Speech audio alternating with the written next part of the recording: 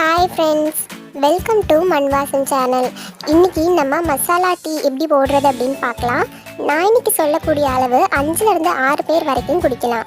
இது ரொம்ப ரொம்ப டேஸ்ட்டாகவும் இருக்கும். அதே மாதிரி ஈஸியாக வந்து போட்டுடலாம். அதுக்கு தேவையான பொருட்கள் 5லேருந்து 6 மிளகு வந்து எடுத்துக்கோங்க. இது வந்து உங்கள் காரத்துக்கு ஏற்ப நீங்கள் வந்து எடுத்துக்கலாம்.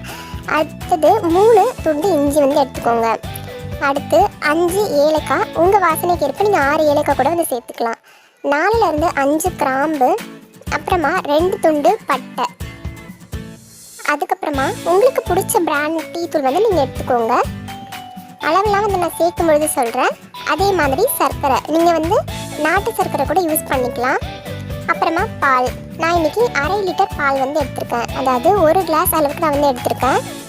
இப்போது ஒரு பாத்திரத்தில் நீங்கள் எவ்வளோ அளவுக்கு பால் வந்து எடுக்கிறீங்களோ அதுக்கு ஈக்குவலாகவும் நீங்கள் வந்து தண்ணி சேர்த்துக்கலாம். அப்படி இல்லைன்னா அதுக்கு ஹாஃபாகவும் வந்து தண்ணி சேர்த்துக்கலாம். ஈக்குவலாக சேர்த்திங்க அப்படின்னா உங்களுக்கு வந்து டீ வந்து தண்ணியாக வந்து கிடைக்கும். இப்போது தண்ணி வந்து கொஞ்சம் கொதிநிலை அடைஞ்ச உடனே நம்ம இந்த எடுத்து வச்சுருக்க பொருள் நல்லா வந்து தட்டி தட்டி சேர்த்துக்கோங்க. நான் இன்றைக்கி உங்களுக்கு காட்டுறதுக்காக தனித்தனியாக வந்து தட்டி நான் சேர்த்துக்கிறேன். நீங்கள் வந்து எல்லாத்தையும் ஒன்றா சேர்த்து பவுடர் கூட பண்ணிக்கலாம். இந்த மாதிரி தண்ணியை சேர்த்ததுக்கப்புறமா கொஞ்சமாக வந்து கலர் வரும். ஒரு 2 நிமிஷம் வந்து கொதிக்க விடுங்க. அதுக்கு மேலே வந்து கொதிக்க விட்டுறாதீங்க, அப்புறம் வாசனைலாம் வந்து உங்களுக்கு போயிடும். இந்த மாதிரி 2 நிமிஷம் கொதிச்சதுக்கப்புறமா உங்களுக்கு பிடிச்ச எந்த பிராண்ட் டீ தூளாக இருந்தாலும் நீங்கள் வந்து சேர்த்துக்கோங்க. சேர்த்து இது வந்து திருப்பி வந்து 2 நிமிஷம் வந்து கொதிக்கணும். உங்களுக்கு நல்லா வந்து கலர் வரணும்.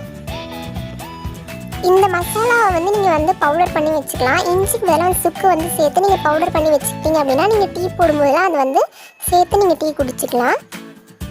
ஆனால் இந்த மாதிரி ஃப்ரெஷ்ஷாக சேர்க்கும்போது தான் உங்களுக்கு வாசனை வந்து நல்லா வந்து கிடைக்கும். இப்போது உங்களுக்கு தேவையான அளவுக்கு நீங்கள் வந்து சர்க்கரை வந்து சேர்த்துக்கோங்க. நான் 5லேருந்து 6 பேர் பண்ணுறதுனால நான் ஒரு 5 டேபிள் ஸ்பூன் அளவுக்கு நான் வந்து சர்க்கரை வந்து சேர்த்துக்கிறேன். சர்க்கரை கரையிறதுக்கு ஒரு 1 நிமிஷம் வந்து கொடுத்துக்கோங்க.